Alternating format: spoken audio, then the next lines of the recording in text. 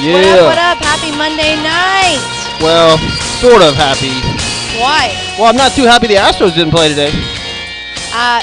You ain't lying right there. You I are mean, not lying. Frustrating. Sorry, we are getting settled in right here with our likes and shares and all this good stuff, of course, on Facebook. If you see the show, share it. If you see the show, share it. All right, Nathan, what's up, Nathan? And, of course, the ever-always present Kevin Anthony. Go Cowboys. Kevin, are you from Louisiana? He always spells go like that. Yeah. Okay, all right, okay. And I'm going to talk about some Louisiana stuff today too with Justin Herbert, but there's some weird stuff that happened to me in fantasy this week. I can't believe it. I need to stop betting. Oh, someone's bad, and I think it might have to do with his silver and black. Maybe it just has to do with this is fantasy football. Well, I can't believe I'll get into it a little bit, but look, we want to welcome y'all into Sports with Balls on VYPE or Sports with VYPE. Thank y'all for tuning in. We are over here at Christian's Tailgate. Different looking scene because we just changed it up a little bit on you guys. We just wanted to bring a little bit more energy to it. You could see a little bit more of us. Absolutely, and Jeff, spiked it up this week too. I'm loving this. Take it back. Oilers got the football, but then of course the Memphis helmet. Yeah. The Memphis helmet. Well, it was just a college football. I like the helmet though. Man, college football this Saturday. Oh man. My goodness. Wow. Talk about the ratings. Georgia up to 1, Bama down to 5. Yeah, I can't wait. A&M to 21. Anyways, welcome in. Thanks so much for joining us here. We will be leading you up to Monday night kickoff, and we'll give you our picks, of course. Colts at Ravens, but we won't do that just yet. Yeah, we were all correct, by the way. We were all correct on the Rams. The Rams definitely took care of business on that. I was wrong on the Cowboys versus the Giants game, just real quick. But look, when you're just real quick, when you're missing your quarterback, your running back, and 3 of your wide receivers. I mean, that causes for trouble. A little bit of problems there. But they still put up 20, right? They were hanging with them for a little bit, but Cowboys definitely cruised on that game. 4 consecutive wins for the Cowboys. Whatever. I know Kevin loves to hear that. Whatever. All right, let's get this show going. We only have, it seems like now the shows are so short because there's so much going on. So let's rumble. All right, let's get into our high school spotlight brought to you by VYPE Media. You can get all of your high school news there. We're talking about all the southern states, everywhere in Texas. I was going to say Houston, Austin, all of the cities inside of the state, and then southern states as well. Let's go around and see some of the scoreboards from this weekend. Talking about Lamar Bel Air. Lamar 51-7. Wow. What a big win for Lamar. Morton Ranch, 7 Lakes over Morton Ranch, 21-18. Then we go Memorial 42 over Northbrook to 15. Clearbrook, Clear Creek, 20-13 Creek. We go Falls to Springs, 48-35 Falls. Friendswood over Beaumont United, 21-7. The list goes on and on. Klein actually beat Tomball Memorial, 35-28. Just go to VYPE.com and look at every single high school score you can possibly imagine. And I've got friends of mine now that their kids are in high school and their games are being broadcast on VYPE, and it's pretty cool to watch them, and the coordination and everything between this show and VYPE, and now their sons are being broadcast on VYPE. It's neat, man. VYPE does a great job with these games and stuff, so go there and look up all your high school games. I love it too. And remember, Jeff, when we were here on Thursday night after the Astros game, the VYPE was playing on the television right above us while we were doing this broadcast. So always go check out some of this the games themselves and then the scores as well, and the athletes of the week and whatnot. But yes, that is your high school spotlight brought to you by VYPE. Shall we get into some short MLB scores? Well, there's short MLB scores, but a lot to talk about. I mean, a lot to talk about. The last 2 days in baseball has been unbearable. Actually, it's been unbelievable and unbearable at the same time. But let's do it. Brought to you by David Carrier over there at Smarter Mortgage. Give him a call, 281 Oh man, I lost it already. David Carrier over there, sorry. It's Smarter Mortgage, 281-650-0648. Mention SWB, get a free quote ASAP. VYPE, refinancing and purchasing. You see his little mugshot right there. Give him a shout. David Carrier will take care of you. Make sure that you are financed on your home. Let's get to it. Yesterday's scores. The Rays lost again to the Red Sox, which puts them up 2-1 Shocking. and 1 game away from the ALCS and a date with whoever NLCS, wins. but No, AL. That's AL. You're yeah. right. You're right. With whoever wins My the apologies. Astros series, which today was postponed due to weather. The weather that went through the Sunday night game last night, same weather system that's hitting Chicago and came through here early this morning. But Chicago's experienced bad weather.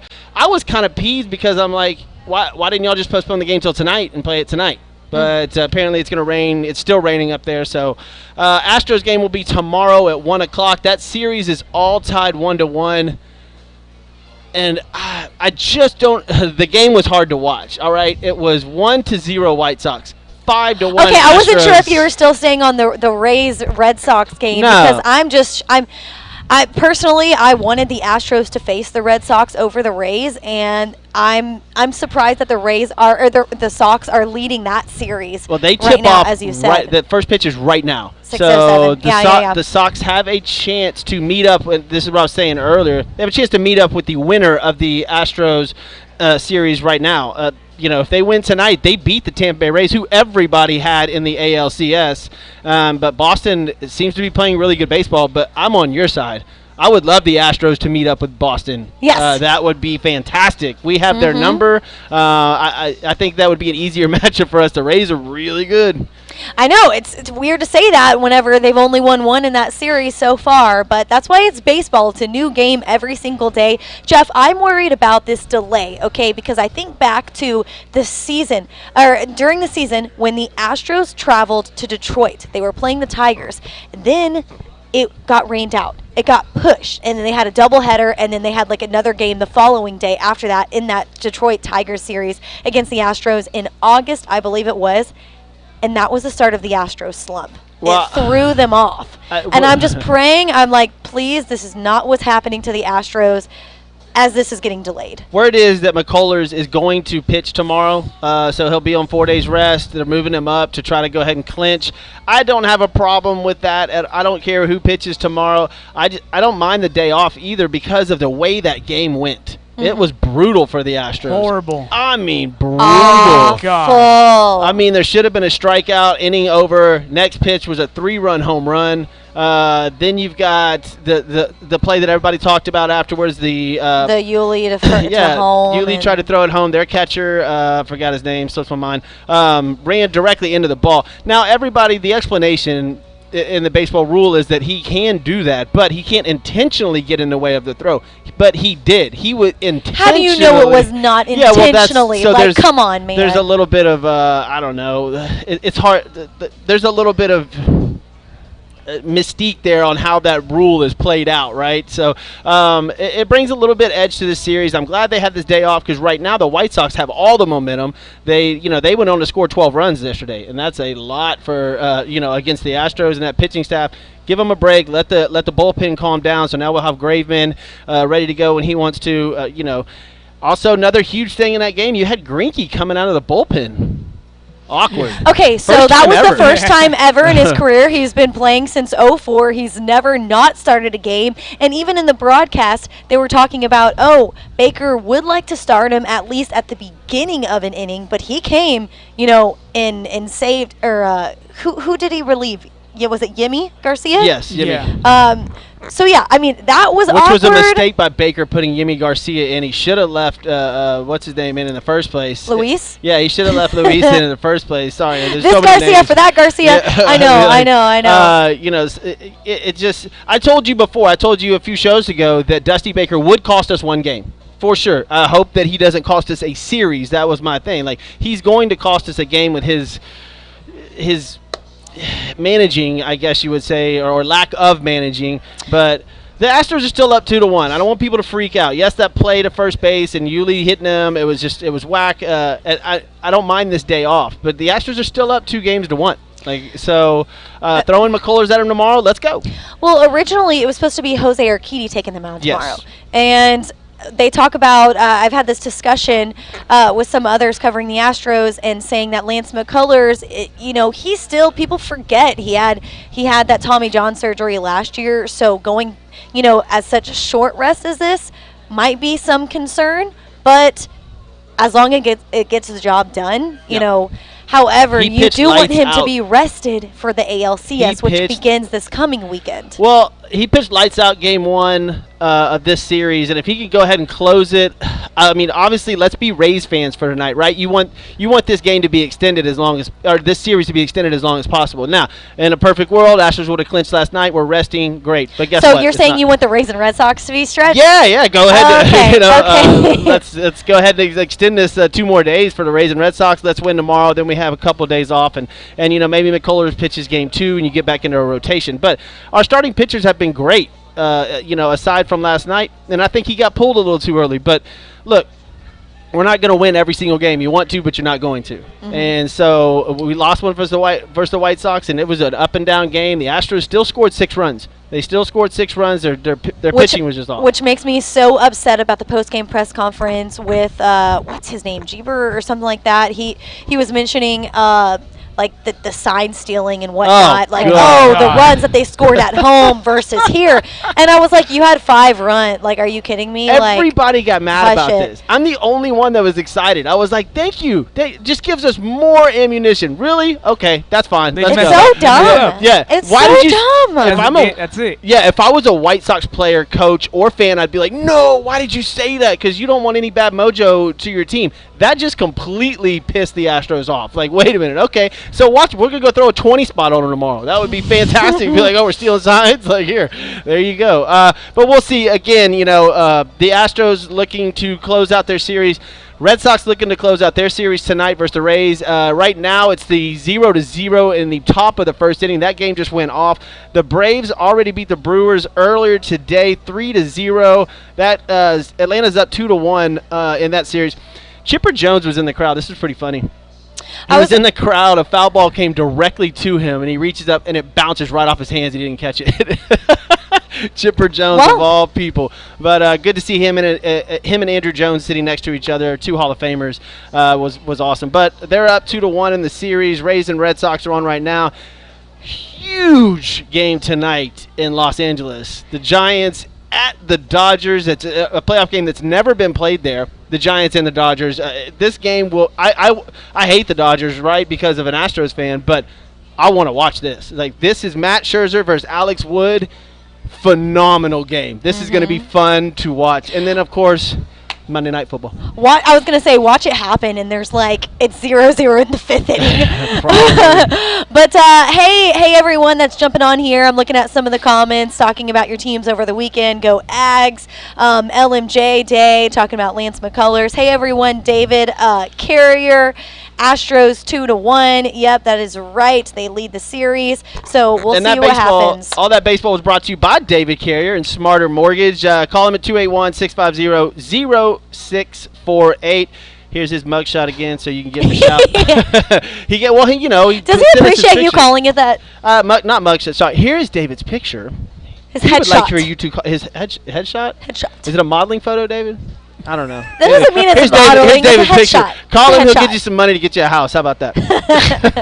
All right. You know who else can get you a house, too? We're talking about Joe Applewhite because we are going to What's Hot? Yeah. Presented by Joe Applewhite Realty. Everything he touches turns to sold. You give him a call at 713-291-5270. He will sell your house, get a new home for you and everything like this. So, once again, that is Joe Applewhite Realty.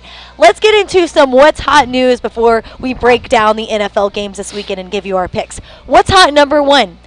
Joe Burrow. Talking about the Bengals playing all 4 quarters, going into overtime, losing to the Packers 25-22, same as the Texans score. Great football game. But yes, great football game. And Joe Burrow goes to the hospital because of a throat contusion. And you know the reason why? He was having trouble talking after the game, which sounds kind of minor. But he's the quarterback.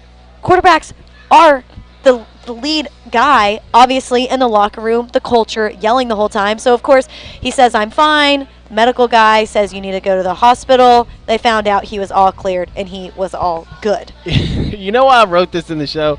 The first thing that popped in my mind when it said Joe Burrow taken to hospital with throat contusion was like, damn, he's got a pissed off ex-girlfriend. Like, that's what I thought. I thought somebody jacked him. I was like, wow, some girl. What was it? Nancy Kerrigan and what's her name? That came out there and hit her knee. Oh! What was her name? Nancy Kerrigan and I forgot that. I forgot about that. The ice skating chick that came in. Yes.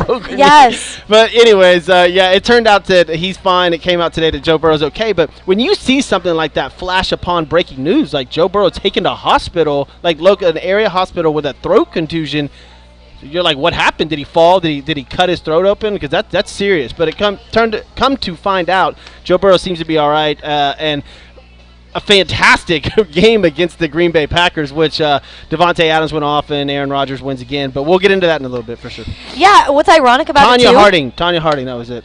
Thank you. I love our viewers. Our viewers are on top of it. Thank you so much. Keep commenting. Yes. But what's ironic about it enough is one of the Browns linebackers had the same thing. He went because of a throat contusion. Really? Yesterday. Oh, and turns out he's fine and is flying back to Cleveland. What are the Browns doing in Cleveland? What are y'all doing? All right. Let's go to the next What's Hot. And, yes, one of the crazy college football games just because, wow, Alabama, what? Takes a loss. They move from number 1 to number 5. Georgia's in the number 1 spot. And now A&M is ranked number 21, which is where Texas was. We'll get into that game a little bit later on. Woo. But, wow, Alabama. So much to say about this game. They looked completely lost. Mm-hmm. I say A&M, you know what? They rushed the field like it was the national championship. They got fined $100,000 for the fans rushing the field. Oh, that's nothing to them. Yeah, I know. Right. But like, I didn't know. I didn't because of COVID and stuff. I didn't know that was still a thing. I didn't either. You're gonna let them all in the stands, but rushing the field? Don't do that. Right? Exactly. What cracks me up, though, is that Way to they go. treated it like it was a championship win. Yeah, it was a championship win when Alabama played terrible. They played terrible. Yeah, and it was the first win for a coach under Saban's tree. It was a fantastic. This reminds me of the Johnny Manziel win. It was incredible for A&M and for that stadium. They've had some big games there. I didn't think that A&M had a chance in this game, like at all. Oh, no one did. Alabama played down to A&M. Like they were, like you said it. They looked lost. Oh. It was confusing. Their defense they were running into each other. Like it was. I've never seen that out of Alabama. It was very confusing to watch. And then at the very end, whenever it was tied up, right before it got tied up, to get that score in the end zone, I was like, you know what? Maybe Alabama deserves to win and A&M deserves to lose because I put this on my Twitter. 2 touchdowns that they went for, one got recalled, they set up again and then tied it up to 38. Where was A&M in the end zone? Is it the guys just threw it and there was no one covering them. So I'm like, A&M, where are you on this coverage right now? But yeah, I mean A&M took it and they will play. They travel to Missouri next and then Bama has to have a bounce-back win to Mississippi State. They have to. Yeah, and that's a tough game for them to go to after this, but I see them really bouncing back. I'm surprised at them falling to number 5. I really am. That's a huge jump for them. We'll get into the rankings in a little bit. Alabama just had a really bad game. I mean, really bad game. A&M was at home. Good for the people that bought the tickets for that game. Good for the College of A&M. I'm not necessarily a huge agriculture and agriculture and what, engineering and ag. Yeah. But I'm not a huge fan of A&M. But good for them. Great win for the organization. Great win for that quarterback. His parents showed them it was all around great for them. And the story of their head coach and everything and the problems they've been having. So this at least gives him. Jimbo Fisher, at least it gives him 2 more years. I mean, he beat the number 1 team. He's got at least 2 more years on that contract now. I mean, he's he signed that contract till 35. He gets $9 million a year. Oh, he's good. He signed that in the offseason this year. Well, I mean, look, he earned his money on that. He earned his money, or at least half of that, on just that one win right there. That was one of the biggest wins in Texas A&M history. For sure. You say that, and it is because it's pushing off the number 1 ranked team in the nation. However, we talk about how poorly they freaking played. It's like as far as A&M, or as far as Bama goes. So it's like I can't justify the win being so fantastic If you for watched the Ags. if you watched the whole game, you saw and you know anything about It's Bama. like you forgot that Alabama was playing football. They looked pretty bad. Okay. But, anyways, we're already at 21 after. Oh my gosh! Well, and you know what? That leads us right into our next game in Dallas, the Cotton Bowl. Woo, the Red River Showdown, Texas versus Oklahoma, and wow, Texas was so dominant. They came out so strong. The first quarter, 28-7. Big mistakes by Oklahoma. This was a shootout. Woo! This was a shootout. It was a really fun game to watch, and it was so fun. I actually picked Oklahoma to win this game, and when Texas went up, I was like, "Oh, I just want to hit you for that." Well, when Texas went up, I was like, "Well, Oklahoma should come back," and sure enough, I mean, this was an incredible football game. This was like the Ole Miss and Mississippi State had an incredible football. Exact same thing happened in that game as well. They went down to the wire. It was 45-45 in the last 3 seconds, touchdown. Just like this one. And that's what I say. Like, I think that if there was less time on the clock, that OU would not have made that touchdown, and it would have been an even game pushing into overtime. But yeah, I mean, first quarter alone. Listen to this: 35 points scored, 289 yards on offense, a 75-yard touchdown on the first play of the game. Within the first 2 minutes of the game, there were 2 scores by Texas. I mean, just. Wow! In that A&M blocked punt by Texas. In that A&M Alabama game, there were 3 scores in 18 seconds. Like I mean, those 2 games, like they were what a phenomenal college football. It was fun to watch. Like this is why you watch sports. This is why you're in it. This would not have been the same if this was last year with COVID. The fans made this incredible. The game. Yes. People that didn't think that fans were that important. I mean, I got chills right now just thinking about the fans rushing the stadium, and then the OU Texas game. It was nuts. It was nuts. Did you see who else rushed the field? Who? The Fox. The Fox did? The Fox ran. Did you see it? Yeah, I saw it. The Fox ran across the field. I did not see the Fox. On the OU end zone. It was so cute. Anyways, that also happened in the first quarter. Ashley ran across the field? Oh, how sweet. I'm going to get hammered for that. That was so cheesy. That was cheesy, but that was so sweet. Let's move on. All right, Texas goes on to play Baylor, and OU plays TCU this coming weekend. Man. All right, this next one, I'll let you take it away. Our next What's Hot, presented by Joe Applewhite Realty. Tyson Fury knocks out Dante Wilder. Wilder. Yeah, this was interesting. It was the first fight I didn't order just because there was so much going on, and I watched it already, and man, this was a great boxing match. I mean, an incredible fight. And then in the 11th round, I think that Tyson Fury wore him down and just caught him 2 or 3 times. In the last one, he knocked him out. He straight up KO'd him. And the reason it was so big was because of all the trash talking prior to this fight. I mean, these guys went at it. They attacked every single part of each other, families, everything. This fight was postponed because of COVID. Tyson Fury got it. Fury, man, he doesn't look like a fighter. I mean, he comes in there, he's overweight, his fat is jiggling around, but I mean, when that dude hits you, it hurts. And he hurt Wilder, and in the 11th round, KO'd him. He went down so hard, the ref just called it right there. He didn't even count. He was like, that's it. It's game over. And then after the fight, Wilder came out and said that, yeah, he beat the crap out of me. And so it was it. But if you haven't watched the fight, go watch it. Combined 4 knockdowns before Fury finishing the sequence to end the showdown. That was great. All right. Biggest takeaway for you? I didn't really have a takeaway. Tyson Fury keeps thinking he's like one of the best heavyweights ever. I just don't see it. Okay. He's got a weak opponent. Dante Wilder has no chin, obviously, and his stamina's terrible. His legs look like chicken bones.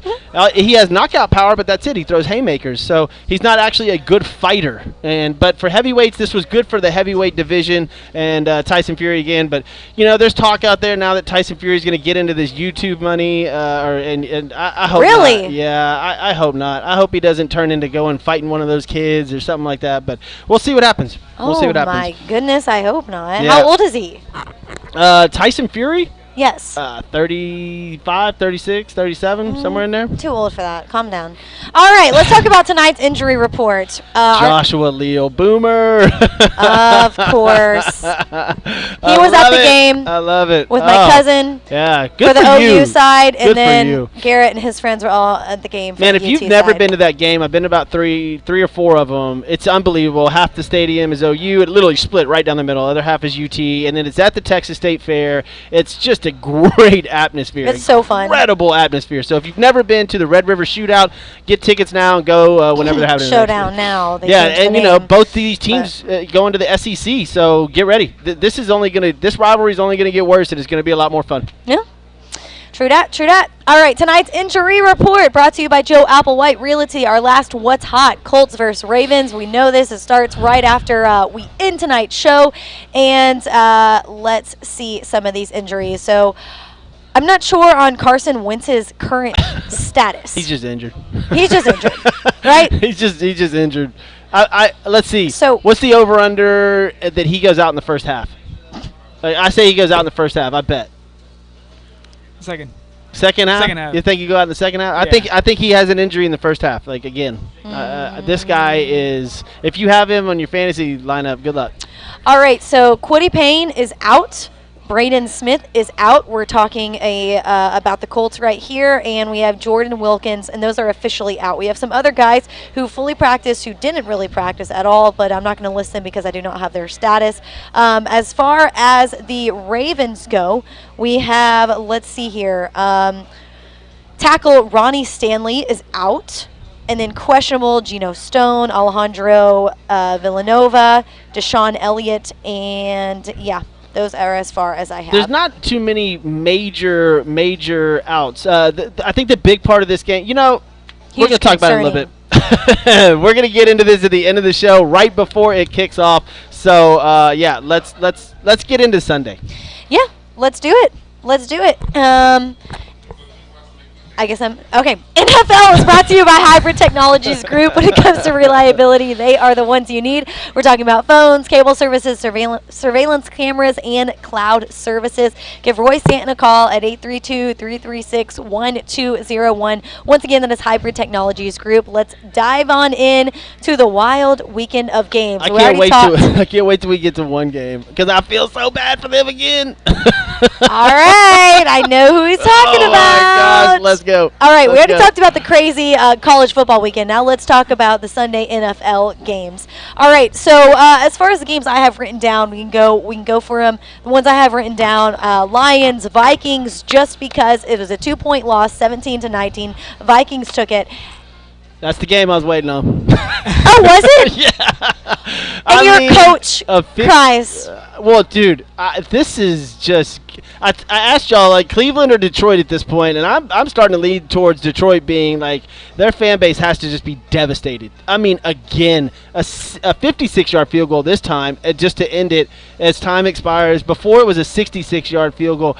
This team, I mean, Jared Goff goes from the Super Bowl. 3 years removed from a Super Bowl to this, and an 0-5 team. Oh, and they're just bad. And I don't know if it's that they're just that bad or just the luck with the Detroit Lions. Because Swift, the running back, had a decent game, and Jared Goff didn't do too bad. Kirk Cousins, it wasn't like he was lighting it up. He only had one touchdown pass. It just, man, it's another heartbreaking loss. And Minnesota is a decent football team. They're not as bad as their record shows. Yeah, no, I agree. I agree with you. I bring this up just because the simple fact of your head coach crying after the game. You're coaching a bunch of grown men, okay? How are you going to bounce back from this next week whenever you are facing the Bengals and you're trying to get your guys ready, but yet just a week ago you were crying?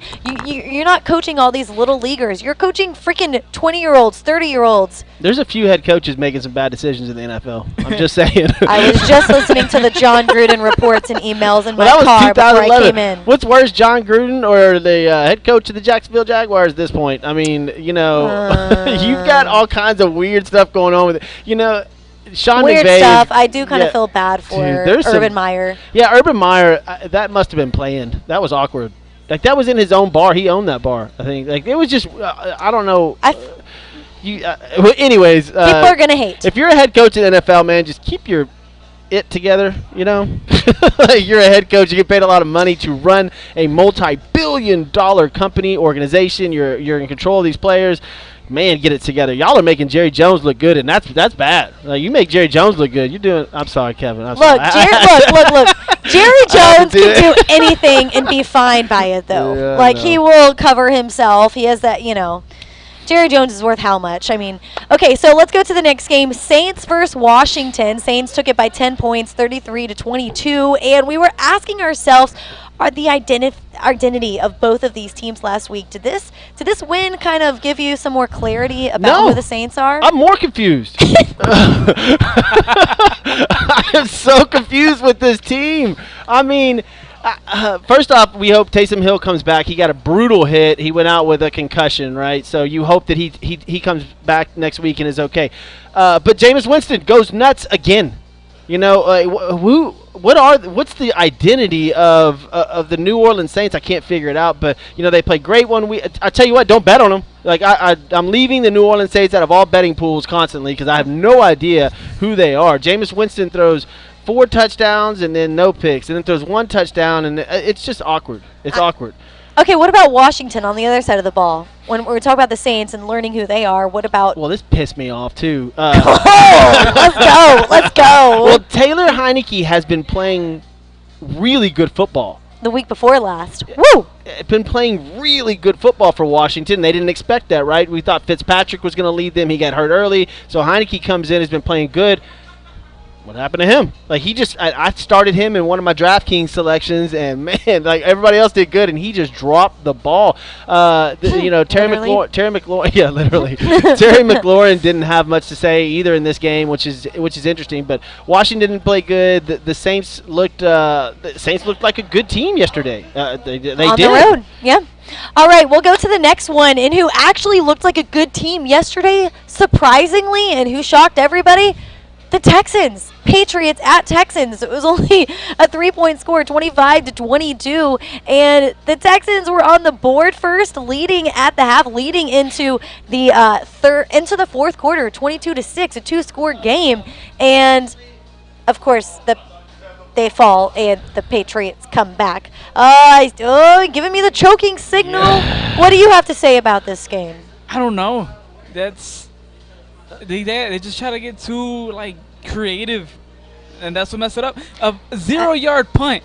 How does that happen? Only in Houston. How? Okay, well that's what I was going to allude to, Jeff, and I was going to ask you this. You talk about Dusty Baker losing the game last night for the Astros. People are saying this is a David Coley loss. This is David Coley's decisions. He's not doing the play calls on the offense or the defense, but he's making the big-time decisions such as this. Is this a loss on him? No, because he got them in the position to win the football game, right? So, I mean, he obviously coached Davis Mills enough this week to where Davis Mills looked like an NFL quarterback. Dude, how did that happen? Davis Mills proved himself. Against Tyrod Taylor, it's okay if you keep being injured, hope the best against for one you, of the best defensive minds in the game, and Bill Belichick and his defense is what he's known for against rookie quarterbacks. But in the end, Bill Belichick and his defense won out. But Davis Mills, if you're a Texans fan, this was a great game for you, at least from a Davis Mills standpoint, because I guess you couldn't get any worse than last week, but.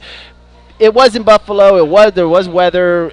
This was at home in the stadium. So, you at least have some sort of foundation with Davis Mills to build off of now. So, they played good against the Patriots. They did. The defense of the Texans stepped up big time. Mm-hmm. So, in the end, obviously, we didn't think the Texans were going to win that game, and they didn't. But I don't think this is a David Coley loss by any means. I think that he got the team ready to play an incredible New England Patriots team, and they held it on with them. I just like to compare the two quarterbacks because you're looking at two rookie quarterbacks, and Mac Jones supposed to be this, explosive guy, having way less yardage than Mills, and then he throws an interception.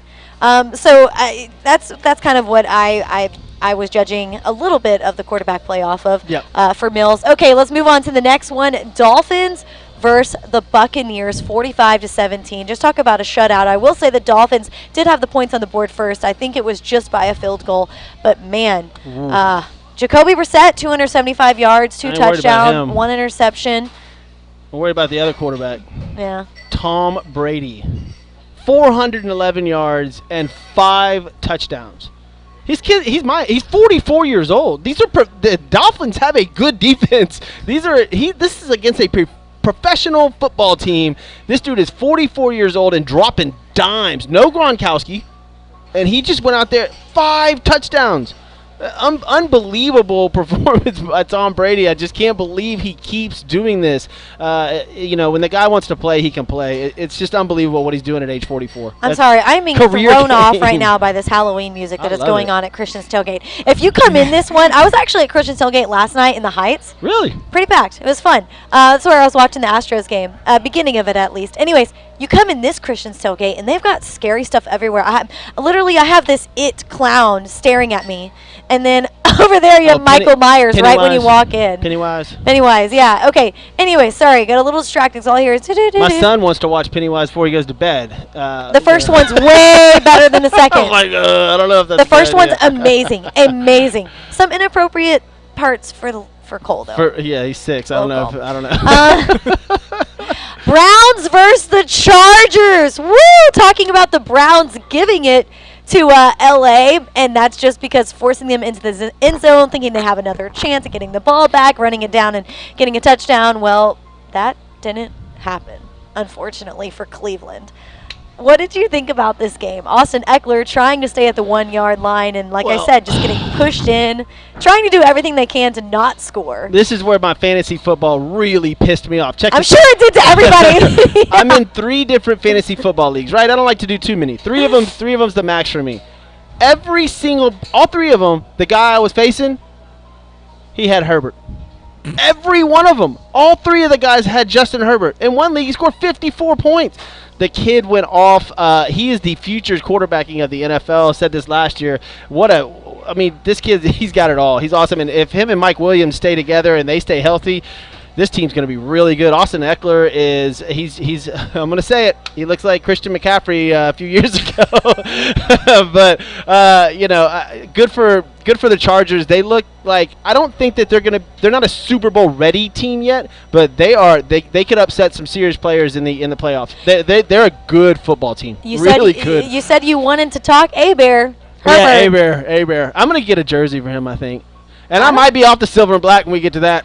I was about to say. Already? See? The bandwagon. I told you, the bandwagon fan. Man, I thought you were going to get a car jersey. All right. That's the next game. Going to discuss literally 20-9, the Bears over the Raiders. Jeff, what happened, man? I have no idea. Derek Carr, no touchdown. He looks terrible the last 3 weeks. I don't know if something got in his head. Even when you watch his demeanor, like you're about to say, even his demeanor looks off. Like he just looks like beaten up. I don't know if there's an injury they're hiding with him. What goes on? Josh Jacobs was a highlight of the Raiders yesterday. He played really well, coming off his foot. He had a little bit of turf toe. Josh Jacobs looked great, but David Carr looks terrible. He was overthrowing Darren Waller almost every single time. It was hard to watch, and sometimes these losses, they get inside these guys' heads, and maybe Derek's one of them, unfortunately. Yeah, this was at home too. This was at home in Las Vegas. A very embarrassing loss to the Chicago Bears, who, quite frankly, aren't that good. It's not like the Bears are a Super Bowl team, but with the head coach controversy they have going on now, and Derek Carr not playing well, watch out. This gets steamrolled downhill really, really fast, and you hope not for the Raiders. They had an incredible first 3 weeks, and it's just gone downhill the last couple weeks. Got a little tickle in my throat. Unfortunately. You know who is kind of confused us a little bit is the San Francisco 49ers team. We got to see the first start for Trey Lance. They lost 17-10 over the Cardinals. Now, Cardinals still are sitting perfect at 5-0, but what does this say about the Cardinals team and Kyler Murray, how explosive and amazing that he's been, that we've said, going up against a guy in a rookie? Trey Lance played good. It was good to see. You always love seeing the parents out there watching their kid for the first time in the NFL. He's running a little bit too much. He took a couple of hard hits. Got to be careful when he's running out there. I still think he's a little slow in his delivery. We talked about this before. He's got some work to do. San Francisco's got some work to do with him. George Kittle was out of this game with an injury. He's on IR now, which he's out at least 3 weeks. So he had one of his major weapons that was out. But he played good. He played really good out there for your first NFL game, and going up against a really good Cardinals defense. And J.J. Watt had a huge game yesterday. I'm sure the Texans missed him. But Arizona Cardinals still perfect. They didn't play near close to good yesterday. So what they normally, and they have been. And they still beat the San Francisco 49ers, which is a pretty good football team. Cardinals are up there.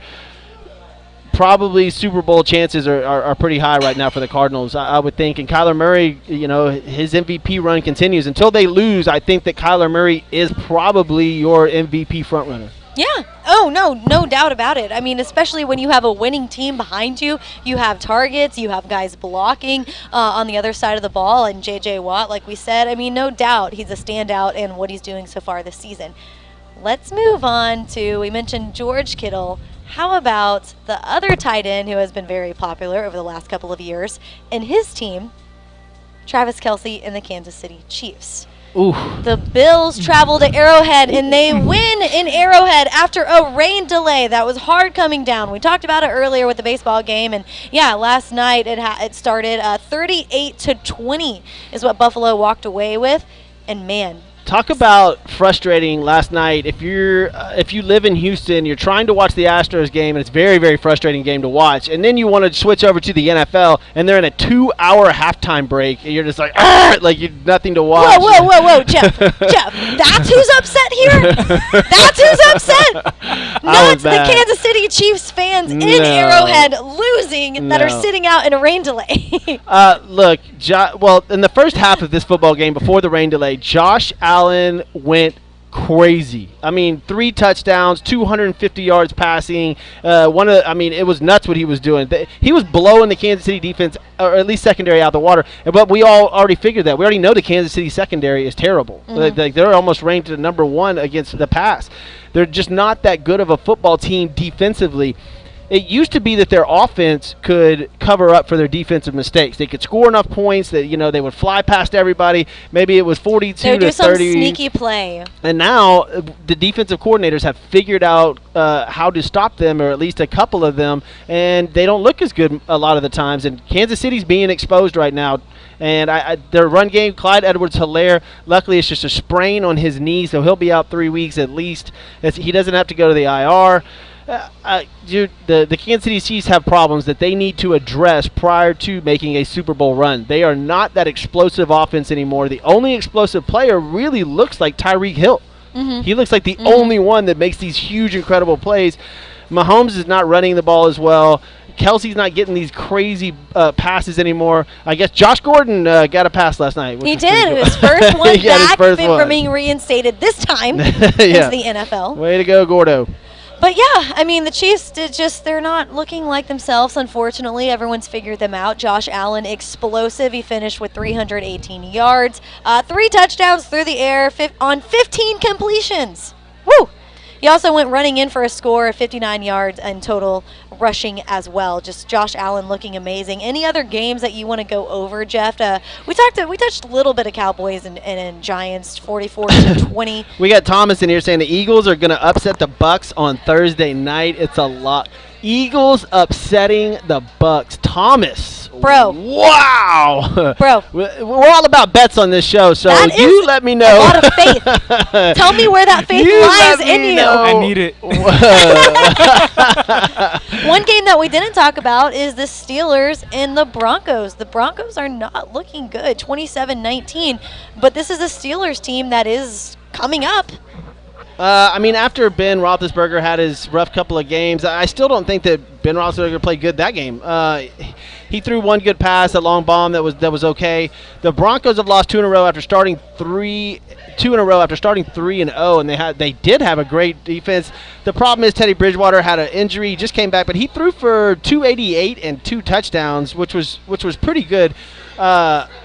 This is just an old school rivalry where you kind of have to throw out your records and stuff like that. I wouldn't take too much away from this game. The Broncos are still a good football team, and I think the Steelers are still not that good of a football team. The only reason that the Steelers are doing as well as they are right now is Najee Harris. Like, they're really running the offense through him now, and that dude is a monster. Another Alabama guy. He is just a monster, and he's going to keep – he will keep Big Ben's health safe for now because of what he can do on the ground, and that allows Big Ben to do the play action, which allows him to buy some more time and not get hit as much. So Najee Harris is the safety net for Big Ben right now for sure. And he, as expected to be with the Steelers this season. All right, shall we go into some of the standings so far now that we've almost completed Week 5? Let's go. Ahead of tonight's game. Okay, so we're talking about the National Conference. The Cardinals are leading the NFC West 5-0, as we just mentioned, but right behind them is the Rams and Matthew Stafford at 4-1. And then, of course, Seattle and 49ers sitting at the bottom. That's kind of weird to see. This is a great football conference this year. Check the leaders out. Dallas Cowboys, who are good. All right, Kevin, I said it. Dallas Cowboys are good. You've got the Dallas Cowboys, the Green Bay Panthers, Tampa Bay Bucks, and Arizona Cardinals. All four of those, either one of them play each other. I'm having to sit down and watching every second of those games.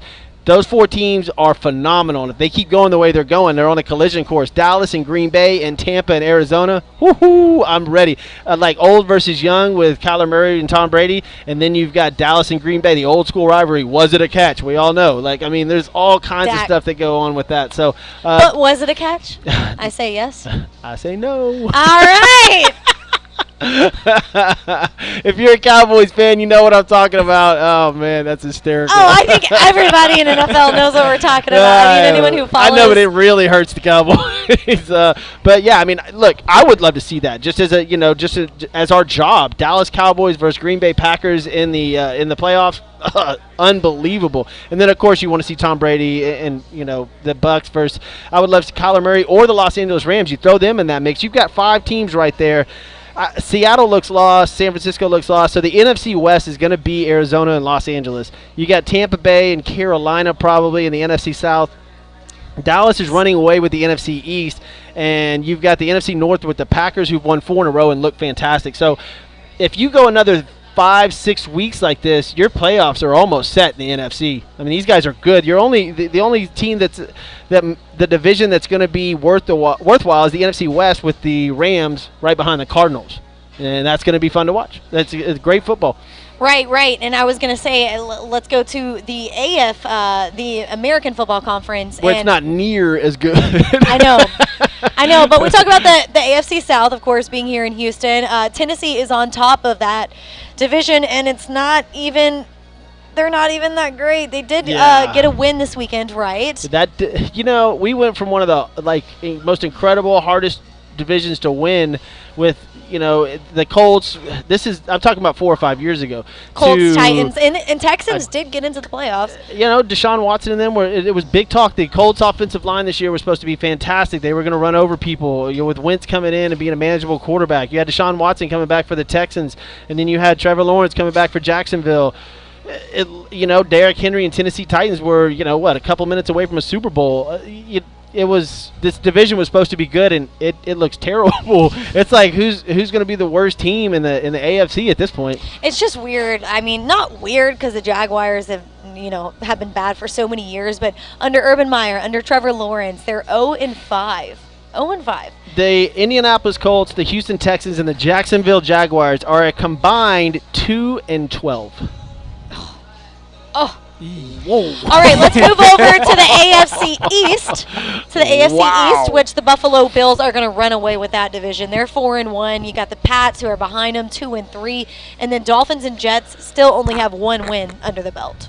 This is another division where the Bills need 3-4 more weeks, and it's locked up. I mean, and I hate to say that early in the season, the Bills get to 9 wins, and this division's over. The New England Patriots, they can put together a string of wins. I need to look at the strength of schedule and stuff like that. But the Patriots, the Texans almost beat them. And then of course Miami's not that good anymore. Oh, I thought you were talking about the Bills. I'm like, no, the Texans lost 40-0, my friend. Unfortunately. And I would say in this whole AFC, because of the recent downfall of the Raiders, and we haven't even got to the West yet, but the Buffalo Bills and the Chargers look like the only 2 teams in that entire division or the entire conference that could do anything. Yeah. I can agree with that. I originally would have said the Raiders, minus these past couple of weeks. Definitely. It's just taken a turn for the worse for them. And then the Chiefs. Normally you would have the Chiefs in there. Read off their AFC West. AFC West, yeah, you have the Chargers at 4-1. Las Vegas Raiders at 3-2. Denver Broncos at 3-2, who are above the Kansas City Chiefs at 2-3. That's crazy. What? The Super Bowl returning, two-time Super Bowl champs, return to the Super Bowl, and now the Chiefs are sitting at 2-3 and just lost Clyde Edwards-Helaire. I think that they have some issues in Kansas City. And I told y'all before, like when we did the draft, that returning to a Super Bowl 3 times in a row is damn near impossible. And at this point, it looks like the Kansas City Chiefs probably will make that another impossibility. That I don't see them going back to the Super Bowl with their current team. They're just not playing that well. Josh said it was a catch. And Kevin, he says, me and the Chargers and Bills are exciting to watch. Heck yeah, they are. Yeah, they are. I agree that the Bills and the Chargers in the AFC and in the NFC, my goodness, man. Cowboys, the Green Bay Packers, Chicago Bears may make some noise, the Tampa Bay Bucks, the Arizona Cardinals, the Los Angeles Rams. If you're going by strength of conference, NFC all day, obviously. Oh, yeah. The last division we didn't mention was the AFC North, and that's the Ravens, of course, playing tonight. They're 3-1. Bengals are 3-2. Cleveland is 3-2 as well, and the Steelers are 2-3. So that would be a tight division within itself to try to get to the number one spot. Well, let's get into tonight's game since we're talking about it. Tonight's game and who you got, brought to you by Construction Concepts. From hospitality to corporate luxury retail and medical facilities, their team of experts can update or create a space that exceeds your expectations. Give Josh or Mark a call, 713-589-2682. That's buildithouston.com. All right, let's talk about this game tonight in Baltimore. Baltimore, like you said, they are 3-1, taking on the relentless Colts. I'm just trying to make it sound good. I was about to say, where is he going with this? I'm not sure where he's going with this. Well, I don't want to say the injury-prone Colts. Look, there's some positives going into this game. Jonathan Taylor has had a beast of games the last 2 games. He's starting to really fill out where people thought he would this year. He's starting to do very well. I guess the main thing you take away from this game, Carson Wentz. Is he good? Is he going to make it? That's the whole thing. Is Carson Wentz going to make it through this game? Yeah, for sure. And the Colts still only have 1 win under their belt this season. Yep. So that's something else you got to take into consideration. We look at the over/unders, the spreads here. It's Ravens -7.5.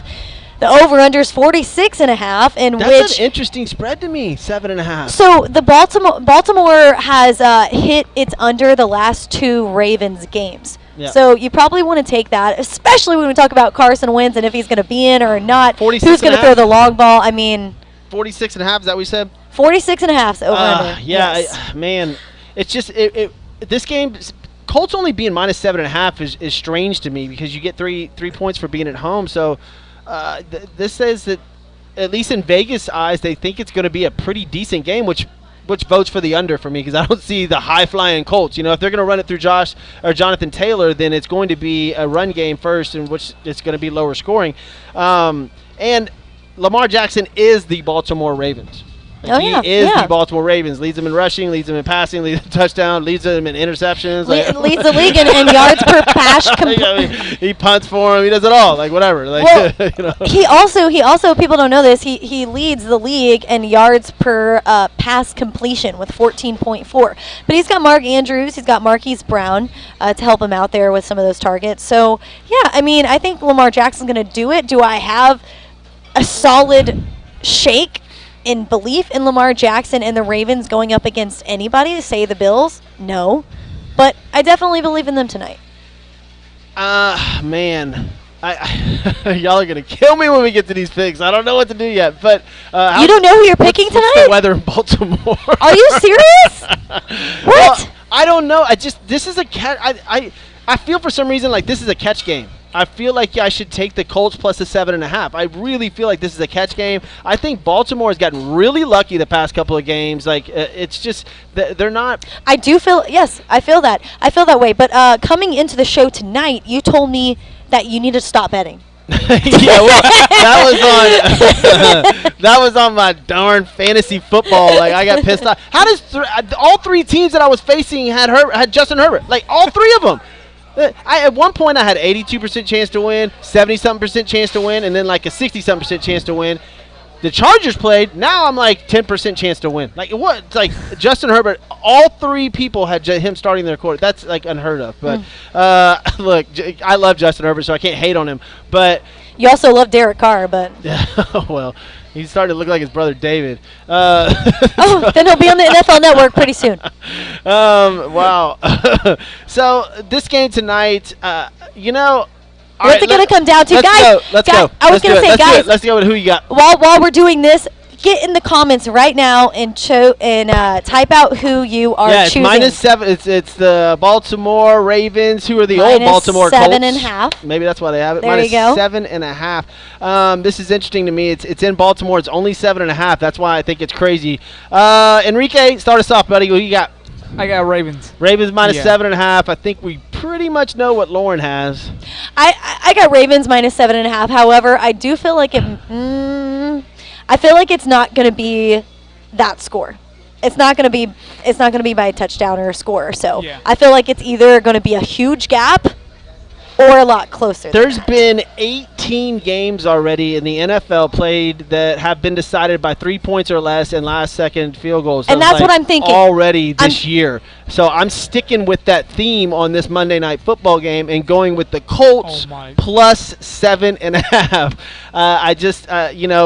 I think it's a catch game. I really do. I don't know why it's in Baltimore and they only have -7.5 on there. That scares me. I would think if the Ravens are this good and the Colts they're 3-1 versus 1-3, and it's only and the Ravens are at home. Why is it only 7.5? That just scares me. So because of what we've said the past couple of games is that they've been winning by happenstance or, not technically just because of their play on the field. Well, your brother Josh is going with you. Vicky says Josh said -7.5. I'm taking the Colts plus the 7.5. Kevin Anthony says Colts. Kevin, you're a smart man. Thomas says who's injured more, Garoppolo or Wentz? Ooh, wow, that's a good one. I think they're about the same. Wentz, maybe? No, I think they're about the. I would go, man. If I had to guess, I don't know. I might say Garoppolo. That dude is just. I mean, he just never plays. He's like one game and out. I feel like this is going to be, like you said a minute ago, getting Wentz back was to an tonight's MVP. game. He was the MVP of that regular season when Philadelphia went to the Super Bowl. He was incredible, like that whole year, and then boom, injured right. So he played the whole season. Garoppolo can't make it past 2 games. Like there's just no. We said before the season started, we were like, "What's the over/under in games?" I think we said 3, and we hit it dead on. And then now you got Trey Lance starting. I really think getting back to the game tonight and what you said a minute ago, I think it's going to be by a field goal. I think it's going to be something a lot closer. Well, then why would you take the Ravens -7.5? Oh, there is that. We're looking on the TV. ESPN's playing the Fox that ran across the UT game, and then I know the Eagle Fox's at the name. Seahawks. Aww. Well, what if the Fox was named Ashley? You don't what know. does the Fox say? Remember that song? What? You know what I'm talking about? You know what I'm talking about, Enrique. What in the? What does the Fox say? Yeah, I know it. Yeah. We're opening on Thursday with whatever song Lauren was just singing. Don't worry, I got you. Yeah, it's a lot more popular than what Jeff is saying. I'm sure Ashley, come on. She knows what does the Fox say. Come on now. It's old. Is it a question or a song? Hey, talking about getting back to sports, Houston and Toronto just tipped off, if you are an NBA fan. But we got some Monday Night Football going on. Tampa Bay and Boston are knotted up at 0, bottom of the third. Got some people to thank before we get out of here. First off, we want to thank Christian's Tailgate and VYPE. Thank you guys and Enrique for putting this show on for us. We definitely appreciate it. For all your high school stuff, go to VYPE.com. They have all the high school scores last week, this week, player of the week. They have everything. Also need to thank Construction Concepts. They build stuff. And my boy David Carrier that's on here, man. David, thanks for watching the show. Call him for all of your refinancing and purchasing needs on house at 281-650-0648. His little picture is right around here, right there. So call David for your refinancing. Sounds like an old man. It's right here. Call David for your refinancing and purchasing. There you go. And also call Joe Applewhite Realty. He will help you out when it comes to buying a house, selling a house, all your realty needs. Everything he touches turns to sold. Give him a call at 713-291-5270. And, of course, we got to thank our buddies at Hybrid Technologies Group, talking about Roy Stanton. And when it comes to reliability, they're the ones that you need, talking about phones, cable services, surveillance cameras, and cloud services. Give Roy Stanton a call at 832-336-1201. Thank you Yeah, for joining thank you. us tonight. I'm really digging the new set. I like it. I'm liking this a lot. Let us know what y'all think. This has been a fun show. Yeah, it's been awesome. It's been boom, boom, boom, boom. Colts plus 7.5. Tip off in 10 minutes. And tomorrow, Houston Astros 107. Lance McCullers Jr. on the mound to try to take the series. We'll see you Officially, guys- is that official? Yeah, I think so. Yeah, it's All right. official. Yeah. All right. We'll see you guys Thursday, 6 p.m. Good night. See ya.